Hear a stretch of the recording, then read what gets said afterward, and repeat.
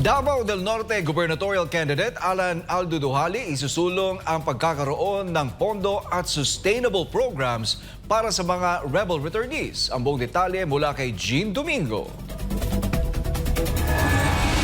Sa isang panayam, inihayag ni Davao del Norte gubernatorial candidate Alan Aldo Duhali na kung sakaling palarin na isusulong ito ang pag-allocate ng pondo at sustainable programs para sa rebel returnees.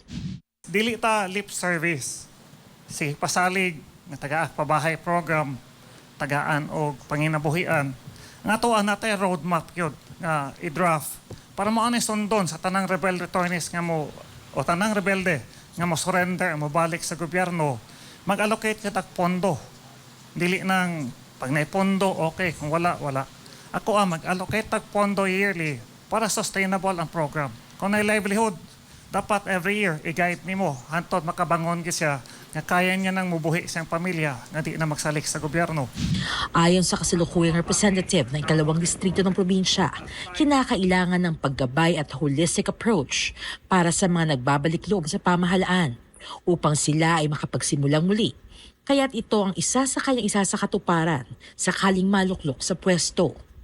Nagrebelde ni sila, deprive sila sa opportunity of services sa gobyerno. No? So nagtuo sila, neglected sila ang gobyerno para lang sa pipila. So i-assure na ko sila, labi na katong sa far-flung barangays, nga wagid kadawat og serbisyo sa gobyerno.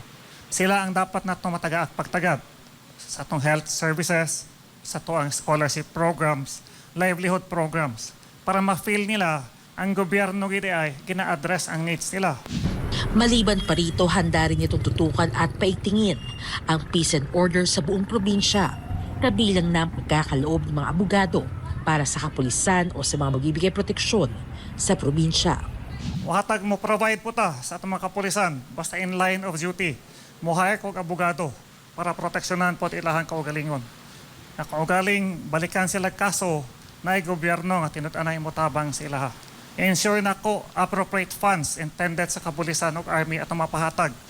Ang mga naturang programa ay bahagi ng IT na isinusulong na plataporma ni Duhali na tumatayo para sa edukasyon, agrikultura at trabaho. Para sa Diyos at sa Pilipinas kong mahal, Jean Domingo, SM9 News.